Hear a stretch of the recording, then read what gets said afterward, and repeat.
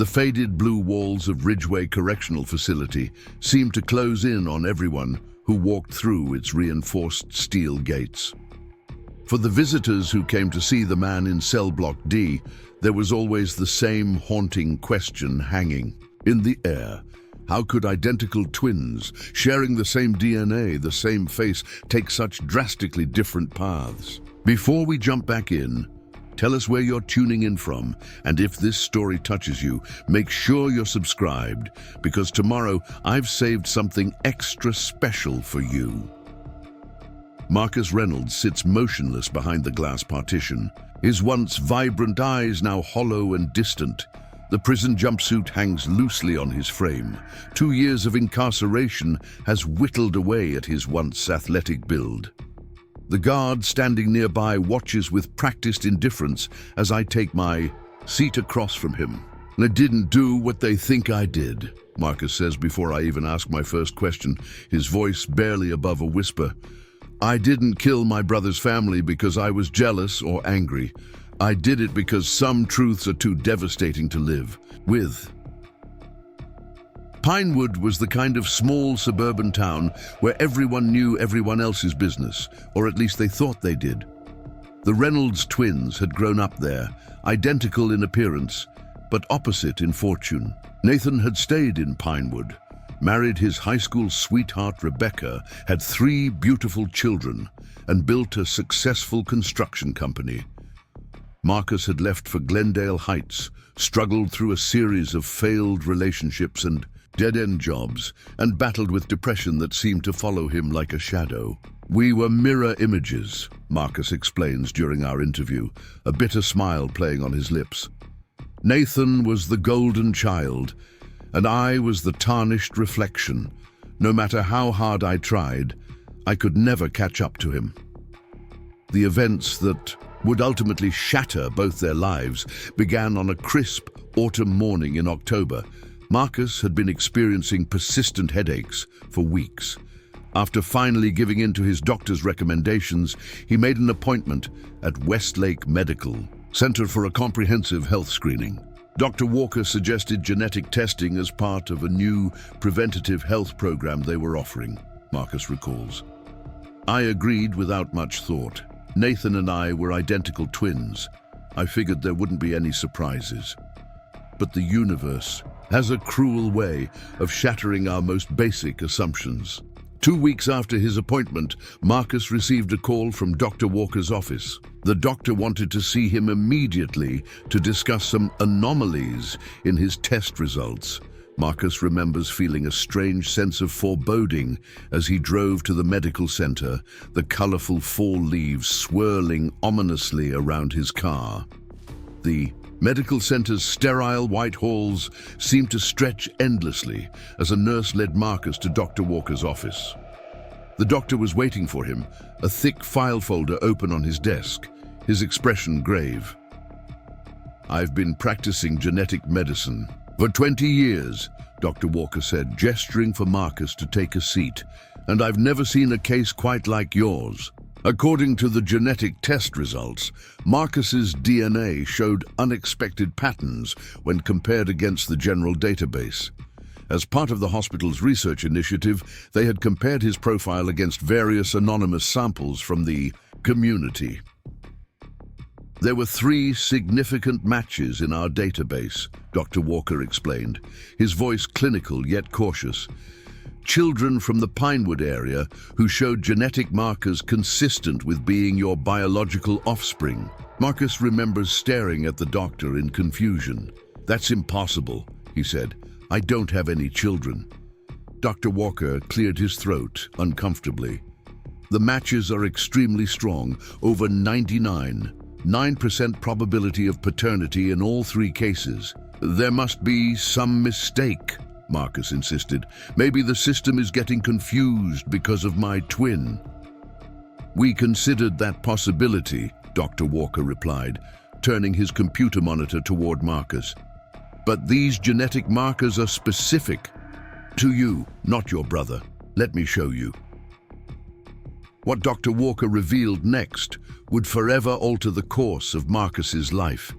Despite being identical twins, there were subtle epigenetic differences between Marcus and Nathan's DNA. Differences that clearly showed Marcus was the biological father of children he had never known existed.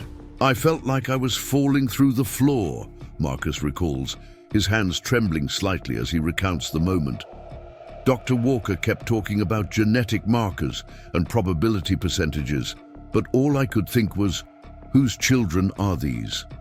The answer, when it came, was a thunderbolt. The children in question were Emma, Tyler, and Lily Reynolds, Nathan and Rebecca's children. His brother's children, or at least the children his brother had raised as his own. "Dr. Walker didn't know they were my brother's kids," Marcus explains. "He just showed me the test results and the ages of the children, but I knew immediately. The ages matched perfectly with Nathan and Rebecca's kids, and it all started to make sense in the most horrible way." Marcus left the medical center in a daze, his world turned upside down. The drive back to his apartment in Glendale Heights, a past in a blur. His mind raced with questions, each more disturbing than the last. Had Rebecca cheated on Nathan with him? No, he was certain he had never been intimate with his brother's wife. Had Nathan somehow discovered that he couldn't father children and asked Marcus to be a donor without telling him? Unlikely. Nathan's pride would never have allowed it. There was only one explanation that made any sense, and it was too terrible to contemplate. That night, Marcus didn't sleep. Instead, he searched through old photographs, social media posts, and family emails looking for clues. He found himself staring at images of his nieces and nephew, children he had always loved from a respectful distance, children who apparently carried his DNA. "I always thought they looked like both of us," Marcus says. "Nathan and me. Now I understood why." The next morning, Marcus called in sick to his job at the local hardware store and drove to Cooper's Bar, a dimly lit establishment on the outskirts of Glendale Heights. It was barely past opening time, but Marcus needed to talk to someone he trusted. Ryan Cooper, the bar's owner, had been friends with both Reynolds twins since high school. If anyone might have insights into what was happening, it would be Ryan. The bar was empty except for Ryan, who was stocking shelves behind the counter. He looked up in surprise as Marcus entered.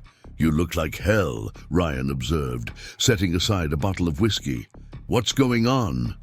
Marcus sank onto a bar stool, unsure how to even begin explaining. "I need to ask you something," he said finally. "And I need you to be completely honest with me, even if you think the truth will hurt me." Ryan's expression turned serious.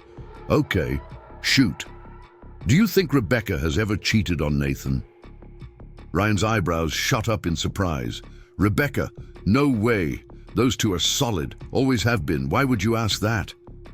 Marcus took a deep breath. "What about with me? Has Rebecca ever seemed interested in me?" Ryan let out a short, incredulous laugh.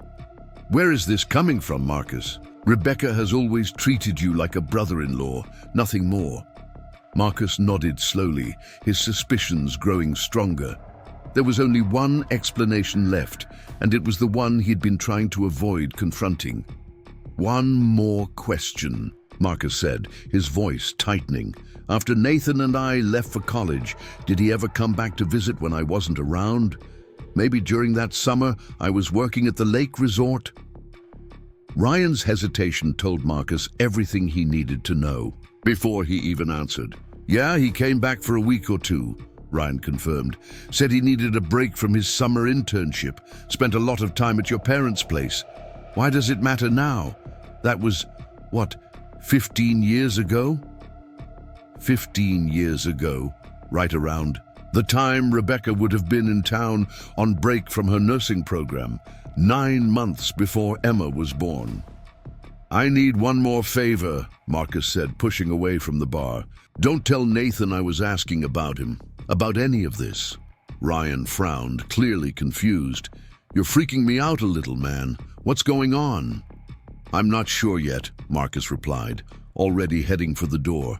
"But I'm going to find out."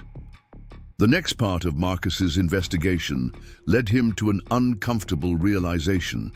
He needed to see the children in person, to look for the subtle signs that might confirm his suspicions. He texted Nathan, suggesting they get together for a family dinner that weekend.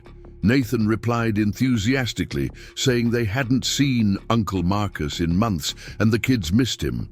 The Reynolds family home was a two-story colonial with a white picket fence, the embodiment of the American dream that had always eluded Marcus. As he pulled into the driveway that Saturday evening, his stomach churned with anxiety. Rebecca greeted him at the door with a warm hug. At 42, she was still as beautiful as she had been in high school, with her auburn hair and bright green eyes. Had Marcus ever been attracted to her?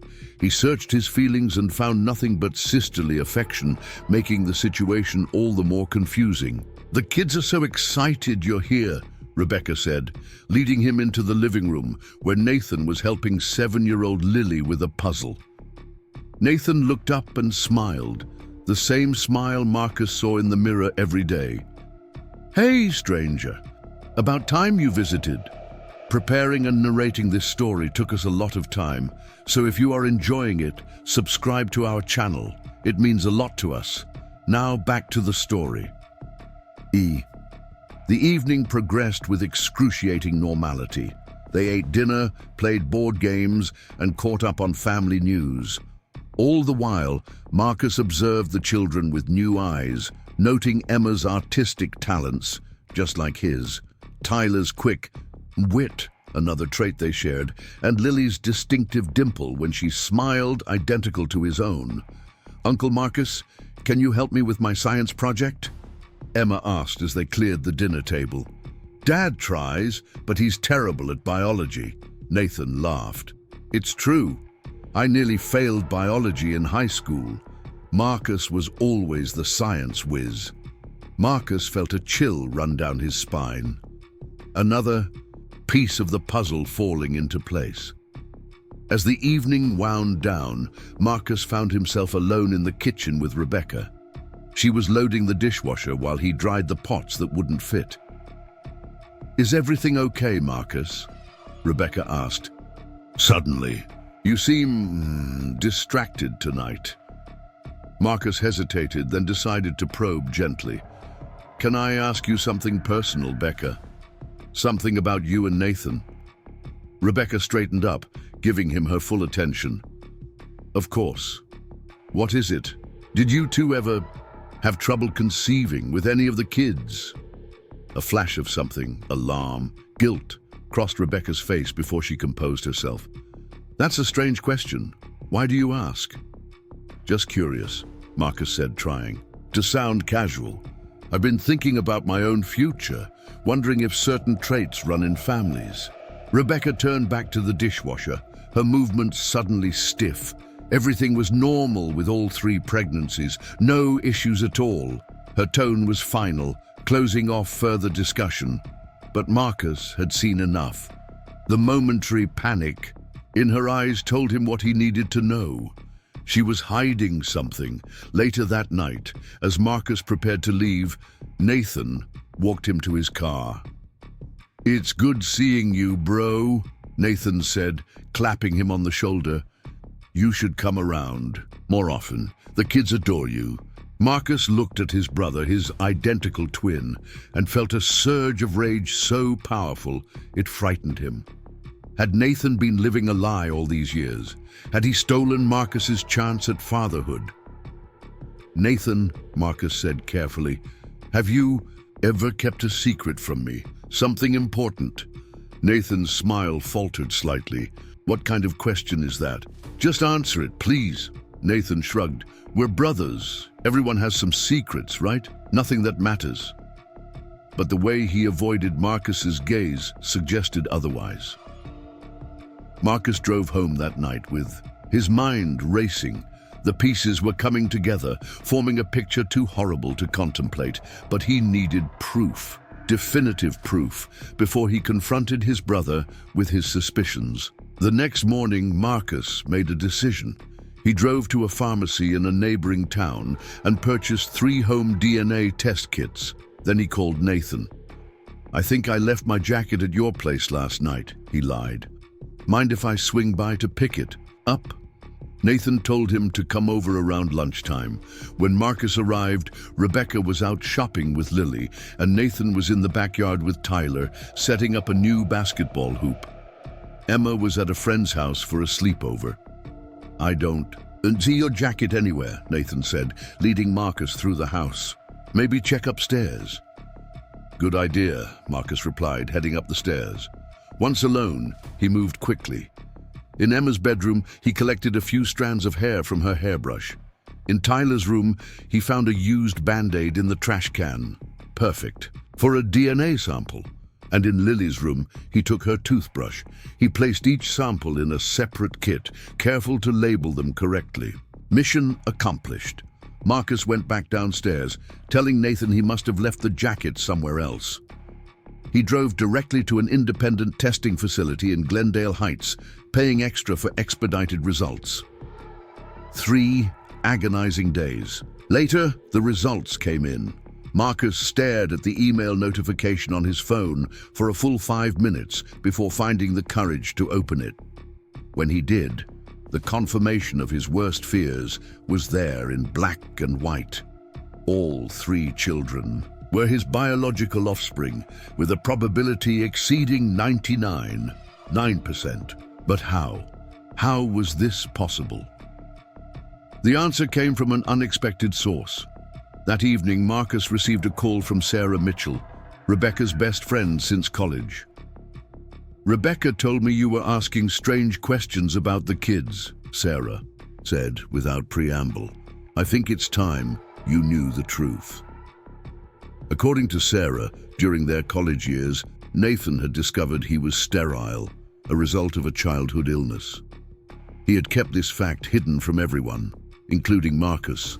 When Nathan and Rebecca decided to start a family, Nathan had come up with a plan so twisted it defied comprehension. "He would periodically drug you," Sarah explained, her voice heavy with the weight of the secret she'd carried for years. "When you'd pass out, he would collect samples from you. Rebecca used those samples for artificial insemination." Marcus felt physically ill. She went along with this? Nathan convinced her it was the only way they could have children that were truly part of the Reynolds family, Sarah continued. He swore her to secrecy. She's been living with the guilt ever since. "Why are you telling me this now?" Marcus demanded. There was a long pause before Sarah answered. "Because I saw your face when you were looking at those children on Saturday. Somehow you already know they're yours, and because Rebecca is terrified of what might happen now that you're asking questions." After hanging up, Marcus sat in stunned silence for what felt like hours. His brother, his twin, had violated him in the most profound way imaginable, stealing his genetic material to create children he would never know as his own. Children who called another man daddy, while their biological father lived a hollow existence just 20 miles away. Something broke inside Marcus that night, something fundamental and irreparable. The next day, he called in sick to work again and drove to a hunting supply store 2 towns over. He purchased a hunting rifle, ammunition, and a large hunting knife, paying in cash. The clerk barely glanced at his ID, another advantage of having a face identical to Nathan's, who was a registered hunter. Marcus then checked into a small motel on the outskirts of Pinewood, paying for a week in advance. In his room, he spread out a map of the area and began planning. Nathan and Rebecca were planning a family trip to the Overlook Hotel that weekend, a scenic resort in the mountains about 2 hours from Pinewood. Marcus knew this because Nathan had mentioned it during his visit, inviting him to join them for a day if he was free. For 3 days, Marcus barely left his motel room. He researched the layout of the Overlook Hotel, memorizing escape routes and security camera locations. He practiced disassembling and reassembling the rifle until his fingers moved automatically. And he rehearsed what he would say when he finally confronted Nathan and Rebecca with the truth. On Friday afternoon, Marcus checked out of the motel and drove to the Overlook Hotel, arriving several hours before Nathan and his family were due to check in.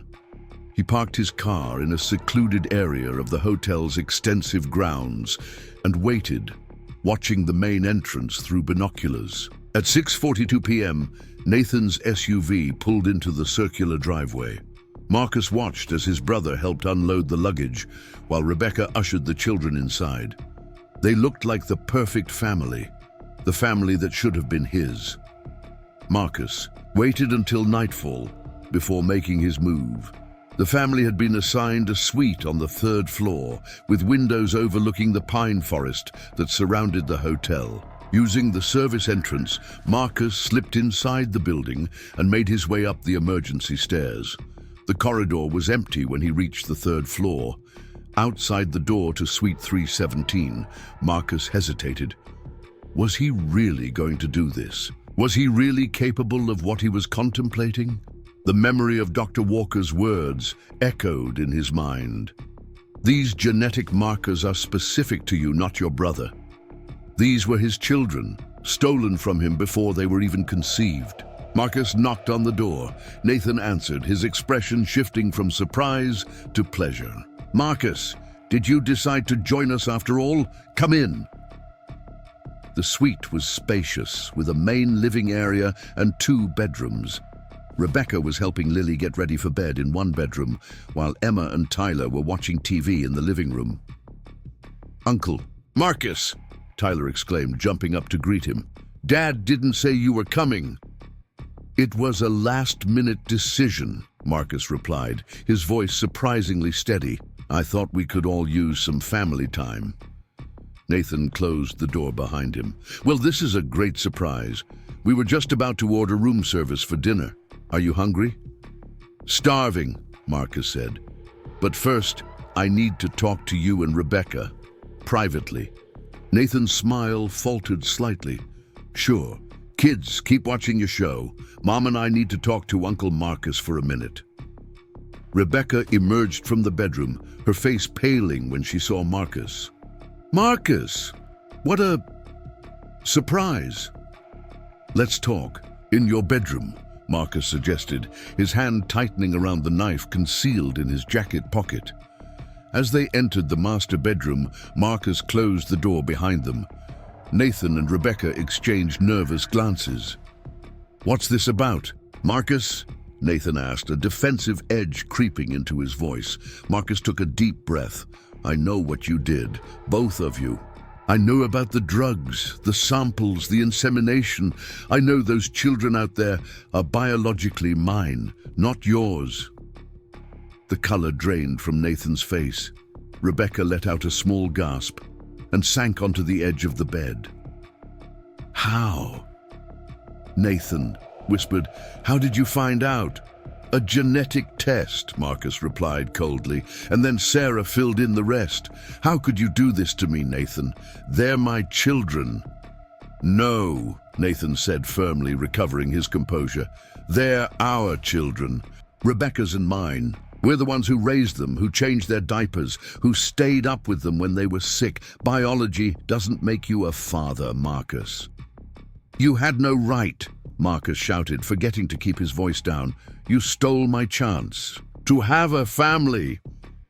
You weren't ready for a family, Nathan shot back. Look at your life, Marcus. You can barely take care of yourself. These children deserved stability, a real home. So you decided to play God? Marcus pulled the knife from his pocket. You decided I wasn't worthy of being a father, so you took that choice away from me. Rebecca stood up, her face ashen. Marcus, please, think about the children. They love Nathan as their father. Finding out the truth would devastate them. The truth? Marcus laughed bitterly. The truth is that their entire existence is based on a lie, a violation. A knock on the bedroom door startled all 3 of them. Dad? Emma's voice called out. Is everything okay? We heard shouting. "Everything's fine, honey," Nathan called back, his eyes never leaving the knife in Marcus's hand. "Uncle Marcus and I are just having a disagreement. Go back to watching TV." "What are you going to do, Marcus?" Rebecca asked quietly, once Emma's footsteps had retreated. "Kill us. And then what? Do you think the children will forgive you for taking away the only parents they've ever known?" Marcus hesitated. She was right, of course. What was his plan here? To murder his brother and sister-in-law and then... what? Take the children home with him? Tell them he was their real father? The absurdity of the situation struck him with full force. "I just want..." Marcus's voice broke. "I just want them to know the truth. I want them to know me as their father." "They know you as their uncle who loves them," Nathan said, his voice softening. "Isn't that enough? Can't we find a way to give you more time with them without destroying their world?" For a brief moment, Marcus felt his resolve wavering. Maybe there was another way. Maybe they could work something out that would allow him to be part of his children's lives without traumatizing them. But then Nathan made a fatal mistake. He reached out to take the knife. "Give me the knife, Marcus. Let's talk about this rationally." Something in Marcus snapped. In one fluid motion, he slashed the knife across Nathan's reaching arm. Blood sprayed across the bedspread as Nathan cried out in pain and surprise. Rebecca screamed. The bedroom door burst open as Emma and Tyler rushed in, drawn by the commotion. What happened next would later be described in clinical detail at Marcus's trial. But in his mind, it remained a blur of shouting, blood, and desperate pleas. When he finally regained full awareness of his surroundings, Marcus found himself standing in the center of the bedroom, the knife dripping in his hand, surrounded by the bodies of Nathan, Rebecca, and Emma. Only Tyler had escaped, running from the suite to alert hotel security. Lily, mercifully, had remained asleep in the other bedroom, unaware of the horror unfolding just feet away. Marcus made no attempt to flee. When hotel security and later the police arrived, he surrendered without resistance. In his mind, his life was already over. He had destroyed everything, including the children he had supposedly wanted to claim. Detective Olivia Carter was the first to interview Marcus after his arrest. Her report would later note that he appeared eerily calm and disconnected from the gravity of his actions. "I didn't mean to hurt the children," Marcus told her. "I only wanted Nathan and Rebecca to face the consequences of what they'd done to me. But when Emma came in and saw me attacking her father, she tried to stop me. I didn't mean to hurt her." "But you did," Detective Carter replied. "You killed a 14-year-old girl who was trying to protect her parents. The parents who raised her, loved her, and gave her a stable home." Marcus had no response to that. As he sits across from me now, 2 years later, in the visiting room of Ridgeway Correctional Facility, Marcus Reynolds still struggles to articulate exactly what drove him to such extreme violence. "I lost everything in a single moment," he says, his eyes fixed on some point beyond the prison walls.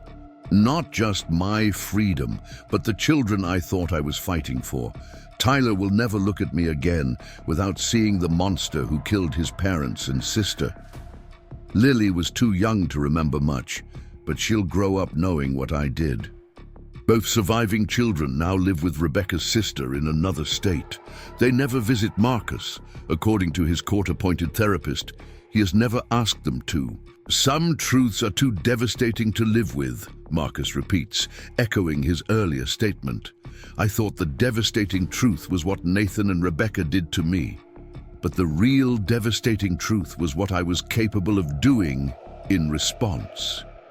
As our interview time comes to an end, I ask Marcus if he has any message for the children who will grow up without their parents because of his actions. He is silent for a long time before answering. "Tell them their father loved them," he says, finally. "Their real father, Nathan, the man who raised them, the man who would have done anything to protect them. He pauses, then adds, "And tell them I'm sorry. Not that it matters." As the guard leads Marcus back to his cell, I'm left wondering about the thin line between justice and vengeance, between righteous anger and destructive rage. The Reynolds tragedy offers no easy answers, only the sobering reminder that sometimes the pursuit of truth comes at an unimaginable cost. The Cedar Creek Courthouse stood imposing against the grey winter sky as Marcus Reynolds' trial began. The case had captured national attention. Identical twins, stolen DNA, a family destroyed. Spectators lined up hours before proceedings started, hoping to witness firsthand the tragedy that had unfolded at the Overlook Hotel. Detective Olivia Carter sat in the front row, her dark eyes fixed on Marcus as he was led into the courtroom. She had spent months building the case against him, yet something about this crime continued to trouble her. The evidence was straightforward. Marcus had confessed immediately, but the motive remained complex, tangled in a web of betrayal that stretched back nearly 15 years. "All rise," announced the bailiff, as Judge Eleanor Pearson entered. The proceedings began with opening statements, the prosecutor painting Marcus as a man consumed by jealousy and rage, unable to accept that biology didn't equal fatherhood. Marcus's court-appointed attorney, David Chen, faced an uphill battle. His strategy hinged on diminished capacity, arguing that the profound psychological trauma of discovering the theft of his genetic material had temporarily rendered Marcus unable to distinguish right from wrong. "My client didn't just learn, he was a father," Chen told the jury. "He learned he had been violated in the most intimate way possible by the person he trusted most in the world, his identical twin." As witnesses took the stand, the horrific details of that night at the Overlook Hotel emerged in stark clarity. The hotel's security guard who had found 10-year-old Tyler Reynolds in the hallway, hysterical and covered in his parents' blood. The first responders who discovered 7-year-old Lily still asleep in the adjoining bedroom, mercifully unaware of the carnage. The medical examiner who clinically described the defensive wounds on Emma's arms as she tried to protect her parents. On the third day of the trial, Dr. James Walker took the stand. The geneticist's testimony confirmed what had set the tragedy in motion. The DNA test that revealed Marcus was the biological father of all 3 Reynolds children. The probability of paternity exceeded 99% in all 3 cases, Dr. Walker explained. Despite being identical twins, there are subtle epigenetic differences between Mr. Reynolds and his brother that allowed us to determine which twin was the biological father. Sarah Mitchell's testimony proved even more damaging to any sympathy the jury might have felt for Marcus.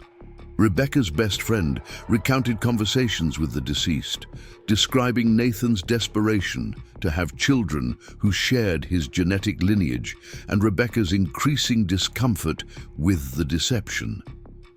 Rebecca wanted to tell Marcus the truth. "After Lily was born," Sarah testified, her voice breaking, "she said it wasn't right to keep taking from him without his knowledge. But Nathan convinced her it would destroy their family." Throughout the proceedings, Marcus sat motionless at the defense table, his expression vacant. Only when photographs of the children were displayed did any emotion cross his face, a flash of pain quickly suppressed. On the 5th day, in a move that surprised even his attorney, Marcus asked to take the stand. Judge Pearson warned him of the risks, but Marcus insisted. As he was sworn in, a hush fell over the courtroom. "Mr. Reynolds," David Chen began, "in your own words, can you tell the court what happened on the night of November 12th? Marcus cleared his throat, his eyes scanning the courtroom until they landed on Detective Carter. Something in her steady gaze seemed to ground him. "I went to the Overlook Hotel to confront Nathan and Rebecca," he began, his voice stronger than expected.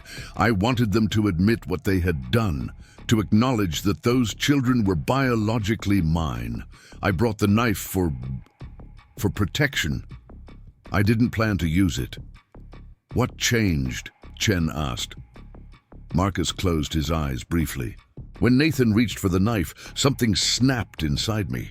All I could think about was how he had taken everything from me, my genetic material, my chance at fatherhood, my future.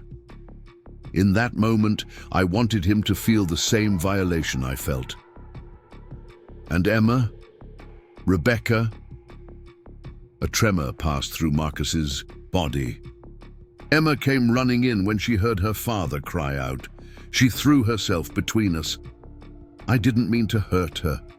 I swear I didn't mean to hurt a child. My child. His composure finally cracked, tears streaming down his face. When I realized what I'd done to Emma, I lost all control. Everything after that is a blur. During cross-examination, the prosecutor was merciless.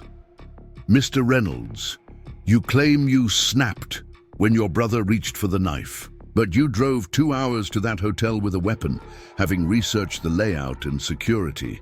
Doesn't that suggest premeditation? Marcus couldn't deny it. Yes. And while you claimed to care about these children as a father, you orphaned 2 of them and killed the 3rd. Is that how a father acts? Marcus stared at his hands. No. As he stepped down from the witness stand, Marcus caught Detective Carter's eye again. Something in her expression had shifted, a question forming that hadn't been there before. That evening, as the courthouse emptied, Carter found herself returning to the evidence room. Something about Marcus's testimony had triggered a memory. Something in the initial police report that now seemed significant in a new light. She pulled the file and flipped through it until she found what she was looking for. The inventory of items found in Marcus's motel room before he went to the Overlook Hotel. Among them was a prescription bottle of antipsychotic medication. According to the pharmacy records, the prescription had been filled regularly for years, except for the month before the murders. Carter frowned, flipping further through the file. Marcus's medical record showed he had been diagnosed with paranoid. A schizophrenia in his late 20s, a condition he had managed successfully with medication. Had the revelation about the children triggered a psychotic break? Had he stopped taking his medication intentionally or simply forgotten in his distress?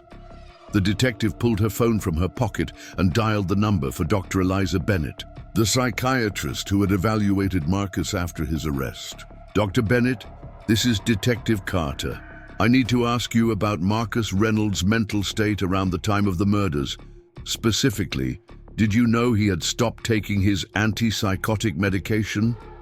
The answer came as a shock. According to Dr. Bennett, Marcus had mentioned the medication during their initial interview, but someone had decided this information wasn't relevant to the case since Marcus appeared lucid during his confession.